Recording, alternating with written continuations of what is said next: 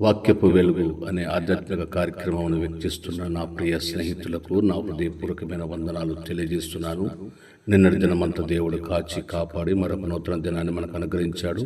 ఈ దినము ఈరోజు వాక్యము 73వ కీర్తన 25వ వచనములో ఈ విధంగా చలవిస్తూ ఉంది. ఆకాశమందు నీవు తప్ప నాకెవరున్నారు ప్రభు అని వాక్యము చలవిస్తుంది. ఆకాశం ఉన్న దేవుడు తప్ప ఈ లోకంలో ఎవరూ లేరు. ప్రియా మిత్రమా, యేసు క్రీస్తు దేవుడని నువ్వు తన సొంత రక్షకుడిని అంగీకరిస్తే నీ కుటుంబం ఆశీర్వాదకరంగా ఉంటుంది. ఈ లోకంలో ఎవరు నీకు తోడు లేరు, ఎవరు నీకు సపోర్ట్ లేరు, ఎవరు నిన్ను ఆదరించేవాళ్ళు. నా యేసు క్రీస్తు ప్రభువు మాత్రమే నిన్ను ఆదరించేవాడు, నిన్ను రక్షించేవాడు.